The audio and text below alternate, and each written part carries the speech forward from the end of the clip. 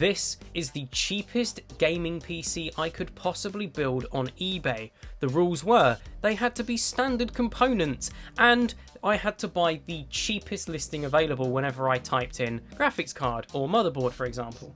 As you can see, I didn't spend too much money on this PC at all. Now, I did need a power supply, but I didn't want to blow my house up by buying a cheap unit. So I decided to use an existing 500 watt cheap power supply I have. It's very generic, very, very cheap.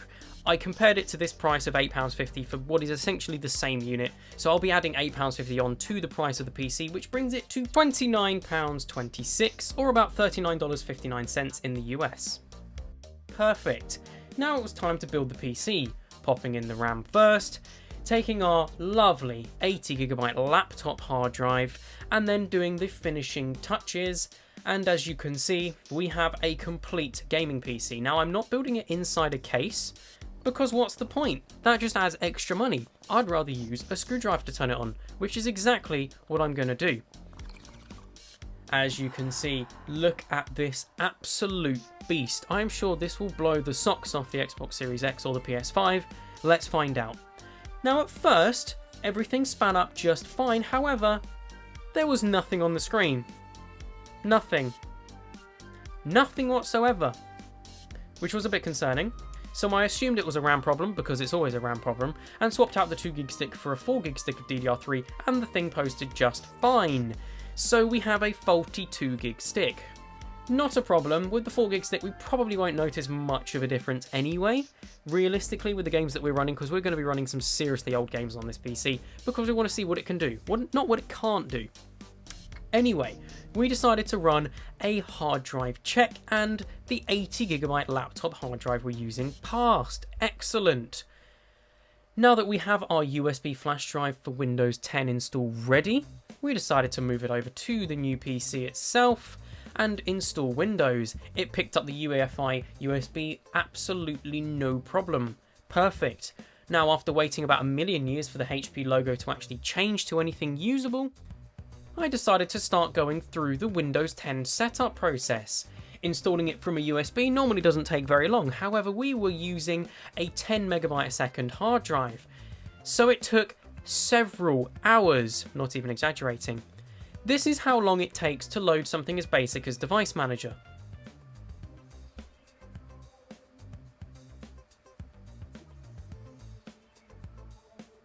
Yeah, bloatware doesn't help. Thanks, Microsoft. Anyway, as you can see, we're showing up our AMD CPU, 4GB of RAM, hard drive which is pinned at 100% to begin with, and running at a beautiful, staggeringly fast 10 megabytes a second. Yeah, so just on the desktop, our fairly slow already CPU is only at 16% and our hard drive is at 100%. So moving on to the first gaming test, we decided to load Minecraft as that's the most CPU intensive, so let's start it off with a game pretty much everyone and their parents has played.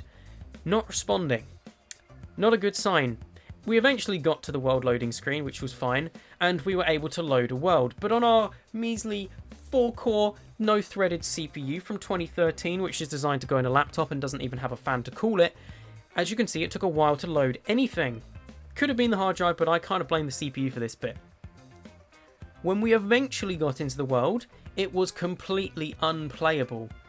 This is real time, ladies and gentlemen. CPU pinned at 100%, graphics card only at a measly 20%, and it wasn't going very well. So, after a while of just sitting watching nothing, I decided to go into the video settings and lower some things down to make it a little bit more playable. Eventually, I was able to make it run a little bit better. But it took a long time to actually lower the settings, but eventually we were ready and it was time to do the benchmarks.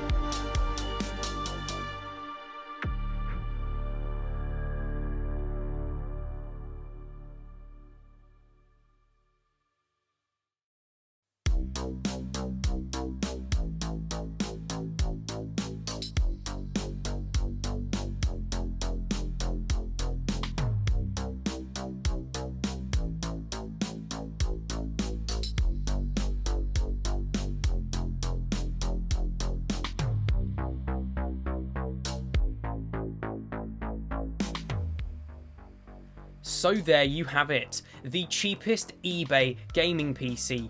What did you think? Do you think it was worth the money I paid, or was it really not worth it and should it have gone in the bin? Let me know what you think in the comments or on the Discord server below. I will be doing a future project where I build the cheapest PC using parts from CEX, which is a company based in the USA, UK and Australia. If you'd be interested in seeing that video, please consider liking the video, subscribing to the channel and sharing the video so that we can grow to a much larger audience. Also, consider joining the Discord server and becoming a channel member. Anyway, thank you very much for watching this one, and I will see you in the next TechMW adventure.